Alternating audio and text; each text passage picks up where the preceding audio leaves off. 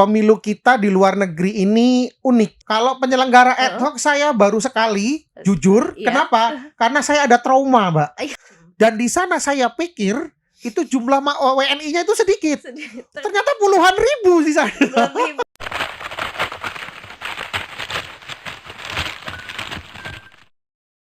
Assalamualaikum warahmatullahi wabarakatuh. Salam sejahtera bagi kita semua. Tribuners, jumpa lagi bersama saya Yunike Carolina dalam program Bincang Tribun bersama Bawaslu Provinsi Bengkulu. Kece Pemilu, Kito Cerita Pemilu. Sudah hadir bersama kita hari ini Pak Andi Azhar, PhD atau Doktor Filosofi yang merupakan lulusan dari luar negeri. Pak Andi ini sekarang merupakan pengurus di pimpinan wilayah Muhammadiyah sebagai Ketua Majelis Pustaka dan Informasi. Beliau juga merupakan akademisi di kampus Universitas Muhammadiyah Bengkulu ya Pak ya. Dan penyelenggara ad hoc pemilu di Taiwan. Bersama Pak Andi kita akan berbincang-bincang tentang sistem pemilu dan pelaksanaan pemilihan serta dinamika selama pemilihan pemilu di luar negeri. Apa kabar Pak Andi? Alhamdulillah, baik. Ini sesuai dengan pengalaman Pak Andi tentunya yang pernah menjadi penyelenggara pemilu di Taiwan. Tema kita pas sekali hari ini Pak Andi, seputar sistem pemilu dan pemilihan serta dinamika pelaksanaan pemilu di luar negeri. Nah, Pak Andi mungkin bisa saja bercerita kepada Tribuners bagaimana pengalaman Pak Andi selaku penyelenggara pemilu di luar negeri kemarin, Pak. Oke, baik. Terima kasih, Mbak. Saya pertama kali datang ke Taiwan itu di awal Februari 2013. 2013 akhir kami diamanahi oleh pemerintah untuk menjadi panitia pemilihan luar negeri. Itu nomenklatur resmi, nama resminya di Undang-Undang PPLN wilayah Taipei. Bayangan saya waktu itu PPLN ini ya seperti KPU di wilayah Taiwan ya. Nah, dinamikanya luar biasa. Pemilu kita di luar negeri ini unik karena menurut saya satu-satunya negara yang melaksanakan pemilihan di luar negeri itu yang dengan jumlah massa atau jumlah pemilih yang banyak itu cuma Indonesia rasa-rasanya. Nah, Taiwan sendiri tahun 2014 pemilu 2014 itu mata pilihnya 270.000 mata pilih resmi. Banyak Pak. 270.000. Itu belum termasuk kaburan. Kaburan ini yang ilegal yang tadinya dia resmi, kemudian dia akhirnya melarikan diri dan sebagainya. Jumlahnya lumayan, itu di angka 30.000 kaburan kita. Itu udah berarti hampir 300.000 ini. Nah, itulah makanya jumlahnya luar biasa sekali. Dan di sana proses untuk pergantian orang itu cepat sekali. Setiap hari ada yang keluar, ada yang masuk. Jadi kalau di Indonesia kan mungkin sedikit dalam satu desa saja misalkan paling hanya 1-2 orang saja ketika pemilu orangnya sudah tidak berada di daerah tersebut. Di luar negeri tidak. Setiap hari selalu ada WNI baik itu mahasiswa maupun pekerja migran Indonesia yang selesai kontraknya atau lulus sehingga jumlahnya itu selalu berganti. Makanya kemudian kita sidang pleno menetapkan 273.000 sekian lah waktu itu. Nah, ini membuat agak ternganga. Kenapa? Karena jumlahnya ini sudah hampir setara dengan beberapa kabupaten di Bengkulu ternyata. Ya benar Pak. Lebih dari kabupaten malah ada. Itu dia makanya. Sehingga pemilu di Taiwan ini selalu menjadi salah satu indikator pelaksanaan pemilu Indonesia di luar negeri. Selain di Malaysia. Yang seingat saya yang menjadi indikator itu ada 3. Yang pertama adalah Malaysia, kedua adalah Taiwan, dan yang ketiga itu adalah Arab Saudi. Nah, 3 negara ini biasanya yang akan menjadi indikator untuk pemilu di luar negeri. Pasti ketika misalkan kita jelang-jelang pemilu, 3 negara ini yang selalu disorot. Bukan mengecilkan negara lain, tidak, tapi dari segi mata pilih 3 negara ini termasuk yang angkanya cukup besar. Bahkan Malaysia itu kan sampai jutaan. Sampai 1,5 atau 2 juta seingat saya waktu itu. Jadi selalu menjadi sorotan pelaksanaan pemilu. Ini Pak Andi sendiri udah melalui berapa pemilu ini Pak jadi penyelenggara ad hoc di Taiwan? Kalau penyelenggara ad hoc saya baru sekali, jujur. Iya. Kenapa? Karena saya ada trauma, Mbak. Kenapa Pak Andi? Traumanya gimana? Oke, jadi 2013 kami diangkat, 2014 kami sudah melakukan sosialisasi dan sampai pelaksanaan pemilu. Nah, jelang-jelang pemilu saya pikir ya akan baik-baik saja. Ternyata luar biasa dinamikanya. HP saya yang menerima teror, ya kan? Jadi entah kesalahan apa kami diteror. Oh iya, nggak tahu itu. Alasannya macam-macam. Ada yang karena ada WNI yang tidak menerima kartu suara, surat suara, ya kan? Karena di Taiwan itu pelaksanaannya ada dua style, dua jalur. Yang pertama adalah jalur pos dan yang kedua adalah pemilihan langsung. Nah, jalur pos ini diambil jika alamat yang bersangkutan lokasinya jauh dari dari TPS. Jadi kami mendasarkan keputusan itu berdasarkan data yang kami dapat dari imigrasi. Waktu itu, nah ini uniknya gini. 2014 itu belum ada undang-undang PDP di Taiwan, perlindungan data pribadi. Sehingga kami dengan mudah mendapatkan data WNI yang ada di Taiwan. Ini berbeda dengan pemilu 2019. 2019 itu Taiwan sudah memiliki undang-undang PDP. Sehingga panitia pemilihan luar negeri tahun 2019 itu tidak mendapatkan akses data dari Kementerian Imigrasinya Taiwan. Alhasil yang terjadi apa? Yang terjadi 2019 data double, Mbak. Double. Jadi data double itu misalkan ada yang dia sudah memilih di ini tapi dia dapat surat suara. Iya. Banyak sekali mahasiswa Indonesia yang sudah tidak bekerja sudah tidak di Taiwan mendapatkan surat suara dan itu dikirimkan ke kampus. Bayangkan, Mbak, misalkan satu kampus itu ada 300 mahasiswa. 200-nya ini mahasiswa lama udah lulus. Ya kan? Tapi kemudian masih dapat suara-suara. Kalau nakal kan bisa saja dicoblosin terus semuanya. Itu gimana kemarin Pak akhirnya disingkirkan atau? Nah, itu yang sempat saya ungkap, sempat saya tulis dalam artikel opini di media massa dan waktu itu saya kirimkan ke salah satu komisioner dan beliau sampaikan akan ditindaklanjuti. Saya tidak tahu apakah bagaimana tindak lanjutnya, cuma 2019 saya tidak menjadi panitia. Nah, kembali ke tahun 2014 itu selain mendapatkan teror, itu mendapatkan tekanan luar biasa. Ya, mohon maaf, waktu itu kami statusnya sebagai mahasiswa. Terus yang kedua, kami punya kewajiban menyelesaikan studi kami. Nah, tapi tekanan pekerjaan luar biasa.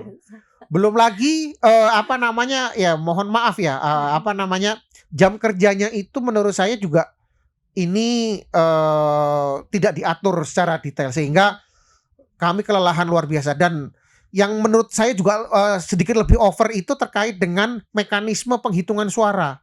Gimana? Jadi untuk di luar negeri itu kan surat suara hanya boleh dihitung oleh PPLN. PPLN yang ada di kedutaan. Betul.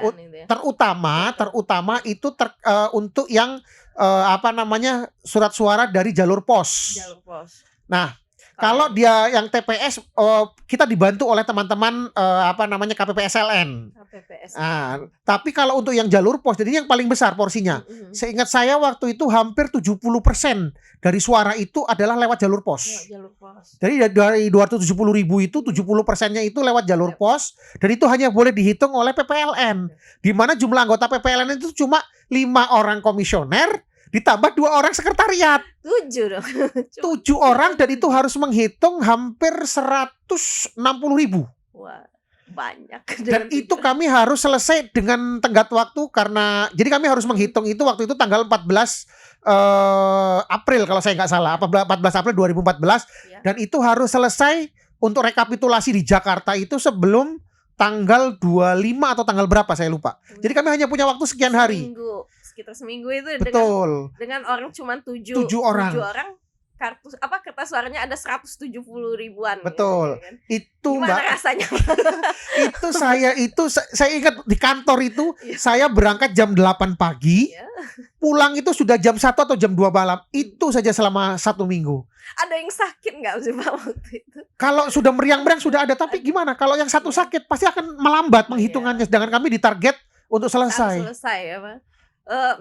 Jadi ada berapa TPS ini kemarin Pak? Kalau yang untuk langsung ini kalau TPS itu kalau saya tidak Kalau salah TPS ada 33 atau berapa? Nggak nyampe 40 kayaknya seingat saya. Ada Lumayan. tahun 2014 itu, dan itu banyak juga itu Pak. lumayan karena Taiwan ini negaranya luas, penduduknya aja mereka 23 juta. Iya. Dan ada dua pulau yaitu Pulau Penghu dan Pulau Kinmen, itu berada di pulau terluar ya, kalau di sini kayak Enggano gitu. Iya. Dan di sana saya pikir itu jumlah WNI-nya itu sedikit. Ternyata puluhan ribu di sana. Lebih Pulau Enggano Pak. Itulah makanya saya ketika datang ke sana, karena saya ditugaskan untuk mensosialisasikan pemilu di mereka. Dan itu Mbak, yang di 2 pulau itu mayoritas adalah para nelayan. Jadi warga negara Indonesia yang bekerja di sana sebagai ABK. Ya. Itu luar biasa sekali, saya bilang kan, menjelaskannya. Belum lagi menjelaskan soal tata caranya. Karena kan kita 2009 ya kalau nggak salah kita nulis ya, melingkari. Melingkar. Ya kan, melingkari itu kan Iya. 2009 ya kalau nggak salah ya. Heeh. Nah, 2014 kan kembali lagi nyoblos. Oh, itu menjelaskan lagi bagaimana supaya nggak terlipat, nggak nyoblosnya nggak. Nah, itu ada nggak teman-teman misal kertas suara rusak atau tulisan kertas suara nggak sah, mungkin dia masih bingung ini kemarin. banyak Mbak, Banyak ya Pak? banyak Seperti banget. apa misalnya nih? Contoh misalkan, jadi luar negeri ini kan masuknya Dapil 2 Jakarta. Dapil 2 Jakarta. Sedangkan yang bekerja di Taiwan itu mayoritas dari berbagai daerah. Kantong-kantong TKI itu ada di Jawa Timur, Jawa Tengah, NTB, Lampung, Jawa Barat. Nah, itu kan dari berbagai macam kabupaten. Yang mereka bingung itu kok nggak ada caleg dari daerah saya. Iya. Ditulis di kertas suara. Mana? PPLN bohong atau pemerintah bohong, curang. Caleg dari kabupaten saya tidak ada. Ya Allah, saya Itu bilang udah nggak sah artinya itu ya. sudah pasti nggak sah. Itu kan ada coretan tuh, sudah nggak boleh lagi. Makanya kadang kami waktu evaluasi, apa kami yang salah sosialisasinya, tapi juga ya saya juga nggak menyalahkan teman-teman atau kita di PPLN yang, karena kami hanya 7 orang harus mensosialisasikan kepada 270.000 orang. Banyak perbandingannya. Memastikan mereka paham bahwa mereka itu tidak milih untuk daerahnya. Bagi mereka bilangnya gini, orang Jawa Tengah kok disuruh milih orang Jakarta, ya nggak nyambung, nanti aspirasi kami gimana. Padahal yang dipilih ini DPR RI ya Pak. Betul, kita Presiden sama DPR RI ya untuk di luar negeri Pak ya. Betul Pak. Oke, tapi untuk DPR RI ini khusus yang Dapil 2 Jakarta. Nggak mengakomodir Daerah-daerah lain. Nah, makanya banyak sekali yang protes gitu. Nah, uniknya ada beberapa caleg yang melihat bahwa dapil luar negeri ini nggak banyak digarap, dan jadi saya sebut saja namanya, misalkan Hidayat Nur Wahid. Oh, itu menang itu Mbak, Hidayat Nur Wahid. Terus Masinton yang PDIP itu kan dulu di Dapil 2 Jakarta. Terus ada 1 atau 2 lagi, karena waktu itu yang terpilih kalau nggak salah 1 atau 2 gitu. Nah, itu mereka memang punya tim sukses, ada datang ke sana sosialisasi, dan ya jadi ketika penghitungan nampak sekali bahwa yang datang ke Taiwan itu memang yang mendapatkan suara. Makanya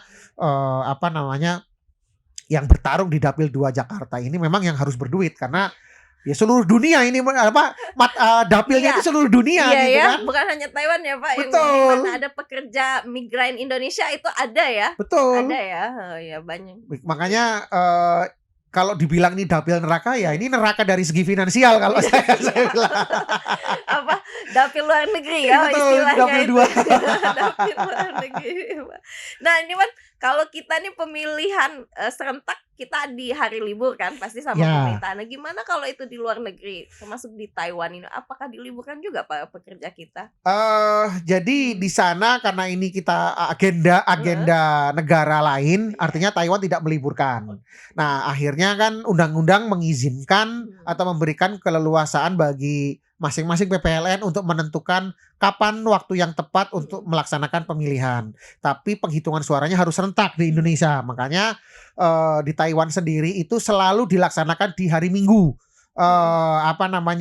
Beberapa hari sebelum pemilu di Indonesia. Di Indonesia kan pemilu selalu dilaksanakan hari Rabu, Ya. ya kan? Nah, saya ingat waktu itu 14 April pemilunya kita di hari Minggunya, tanggal 10 apa 11 gitu.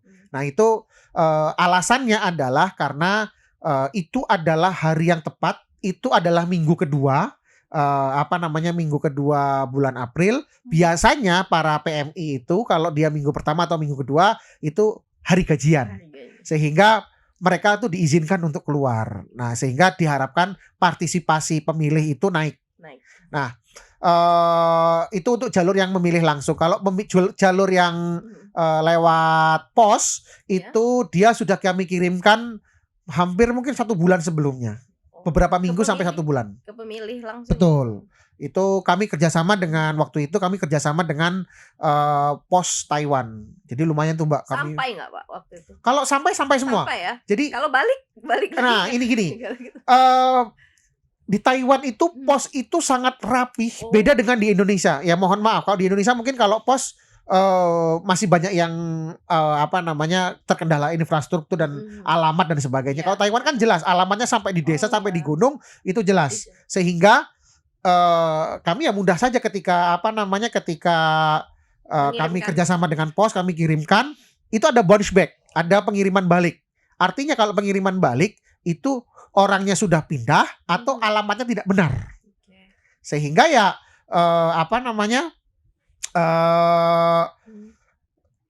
surat-surat yang kembali ya sudah tinggal kita tandai saja ini bounce back kan nggak boleh digunakan lagi kan karena kita sudah berusaha untuk mengirimkan dan yang seperti ini kami banyak diprotes Mbak sama WNI itu diprotes katanya Pak kok saya saya bukan ilegal loh kok saya nggak dapat kartu suara gitu surat suara ini mana kami nggak dapat lah gimana mau dapat Mbaknya terdaftarnya di mana tinggalnya di mana. Bisa jadi mungkin ada TPS langsung dia terdata di TPS-nya. Nah, yang seperti itu ada juga mungkin 1-2, tapi yang banyak itu jadi begini. Kalau di Taiwan aturannya ketika kita pindah tempat tinggal itu kita harus mengupdate kartu identitas kita. Nah, permasalahannya kadang orang Indonesia ini malas mengupdate identitas sehingga ketika kita pindah tempat kerja, tempat tinggal, itu kita tidak mengupdate lagi tempat tinggalnya ya. Kita hanya berdasarkan data yang dimiliki oleh pemerintah Taiwan waktu itu. Oke. Ini Pak, berarti kalau saya dengar ini 2014 berarti zaman Pak Andi masih mahasiswa ya waktu Betul. itu S2 ya. S2. Nah, ada syarat untuk jadi penyelenggara ini ada nggak Pak syarat atau memang daftar aja kita waktu itu? Jadi syarat seperti yang ditentukan oleh undang-undang karena di sana juga jelas persyaratannya. Yang kedua adalah dia ada pertimbangan-pertimbangan lain selain pertimbangan di undang-undang itu terkait dengan keterwakilan kelompok bahasanya lah. Ya mungkin ini bahasa mudahnya. Jadi ada tokoh-tokoh yang kita ambil dari mahasiswa, ada yang dari pekerja migran. Kebetulan waktu itu saya sekjen Perhimpunan Pelajar Indonesia di Taiwan. Nah, mungkin kami ditugaskan mewakili unsur mahasiswa untuk menjadi pelaksana pemilu seperti itu. Sebenarnya bisa siapapun bisa ya. Siapapun bisa sebenarnya. Kalau lagi di luar negeri mau. Betul, karena ini terbuka untuk siapa. Mungkin tapi ya itu tadi ada pertimbangan-pertimbangan lain yang kemudian yang diharapkan itu mampu memberikan tail effect sehingga meningkatkan partisipasi pemilih. Ya, sederhananya mungkin begini. Kalau pimpinan perhimpunan pelajarnya kita tarik jadi penyelenggara, diharapkan partisipasi mahasiswa Indonesia di luar negeri atau di Taiwan itu bisa meningkat. Nah, karena kan kita kan punya jalur komunikasi dengan pimpinan-pimpinan mahasiswa di berbagai kampus. Nah, ini yang diharapkan mampu mendongkrak jumlah pemilih.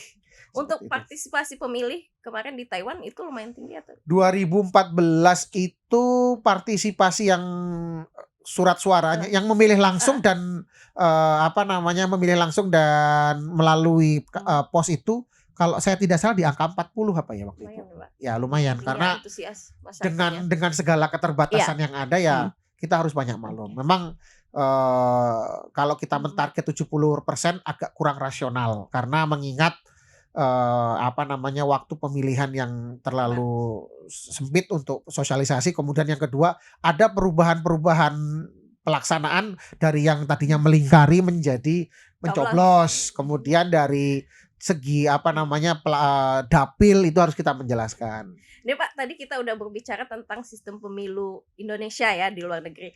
Nah, kalau boleh tahu nih Pak, Pak Andi berapa lama di Taiwan? 8 tahun 8 ya? tahun 8 saya. tahun ya. Tentu pernah juga dong melihat pemilu langsung di Taiwan. Itu bisa diceritakan sedikit dan apa bedanya mungkin Pak dengan pemilu kita? Oke. Ada nggak yang perlu dicontoh misalnya? Saya beberapa kali merasakan langsung melihat langsung proses pemilu yang ada di Taiwan dan sempat juga bertemu dengan calon presidennya. Yang pertama ada perbedaan signifikan dari segi periodisasi. Kalau di Taiwan itu sangat American style. Mereka 4 tahun satu kali periode kepresidenan. Yang kedua partai ini sangat sama seperti di Amerika. Amerika kan kita mengenal ada Partai Republik dan Partai Demokrat. Tapi sebenarnya ada partai-partai lain gitu kan. Nah, Taiwan itu juga sama. Partai utamanya itu ada 2 sebenarnya. Kuomintang sama DPP. Nah, selain selain dua partai utama ini ada kok partai-partai kecil yang itu boleh berkompetisi. Tapi yang mayoritas itu ya dua ini yang selalu menjadi bergantian lah pemenangnya. Nah, yang berikutnya adalah mereka tidak membuka TPS itu di tempat umum. Mereka itu menggunakan seperti sekolah atau di kantor polisi.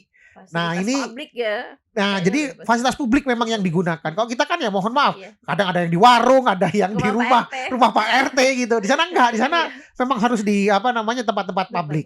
Yang kedua, antusiasme pemilu itu tidak seperti di Indonesia yang banyak yang die hard-nya. Ya kan? Kalau Taiwan tuh ya biasa-biasa aja gitu. Kalau di Indonesia kan luar biasa die hard-nya gitu kan. Nah, di Taiwan itu kalau kampanye menurut saya kurang kreatif. Masih jauh lebih kreatif Indonesia. Kalau kreatif lebih luar biasa orang Indonesia. Calon-calon kita lebih kreatif. Lebih kreatif orang Indonesia. Taiwan itu paling hanya sekedar pemilu akbar terus kemudian pasang banner di gedung. Terus tapi ada satu hal yang menurut saya yang mungkin kita bisa belajar. Contohnya mereka itu para calon itu mereka membuat kayak motor dan mobil, Mbak. Kemudian memasang pengeras suara setiap hari berputar-putar. Pilih. Ya, jadi tidak perlu calonnya yang ini tapi diputar rekaman. Itu setiap hari mobil itu muter-muter. Itu banyak relawan yang seperti itu. Terus serangan fajar. Nah, ini. Gimana nih Pak serangan money politiknya kalau di luar negeri? Saya tidak melihat itu. Enggak ya? Saya tidak melihat itu. Saya sempat berdiskusi dengan profesor saya. Taiwan ini memiliki memiliki sifat yang atau integritas yang memang sudah diajarkan sejak lahir. Mereka lebih baik nggak milih kok daripada harus menerima uang yang seperti itu. Jadi money politik itu di dalam kaitannya dengan suap, serangan fajar dan sebagainya itu di sana memang nggak sangat kecil sekali. Kalaupun ada ya sangat kecil banget gitu, Mbak. Sehingga ya menurut saya ini juga yang harus justifikasi atau legitimasi hasil pemilunya makanya di sana itu nggak. Ya kalau kita kan ya mohon maaf, bentar-bentar kita kan gugat. Kalah tuh pasti gugat gitu. Kalau di sana enggak. Kalah ya kalah aja.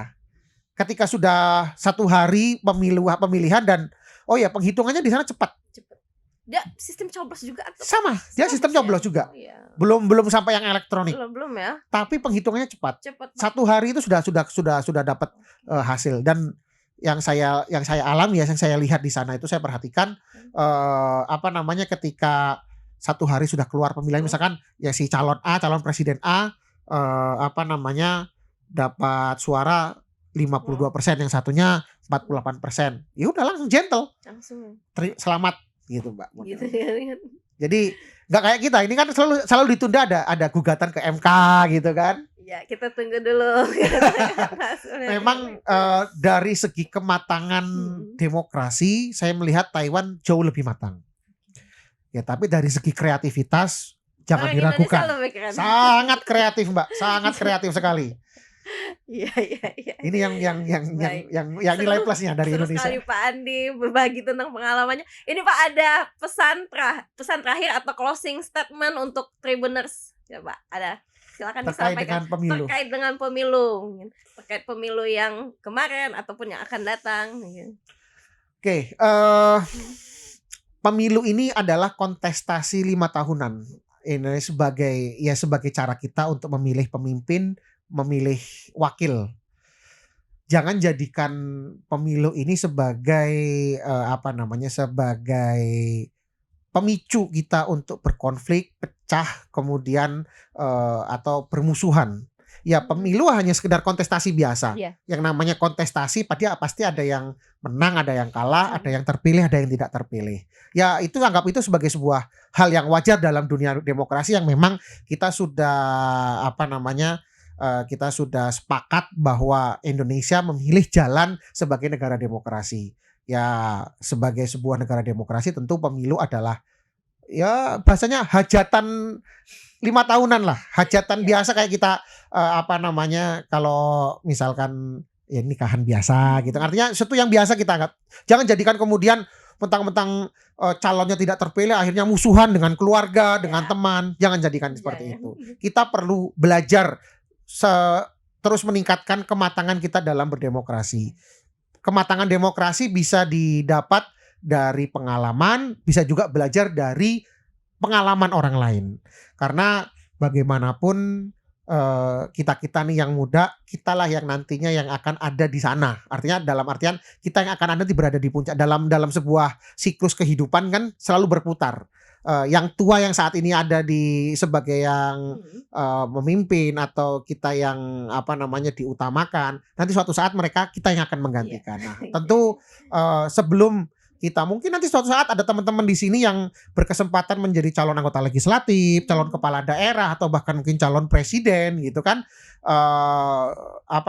Sebelum kita sampai di tahap itu, matangkanlah dulu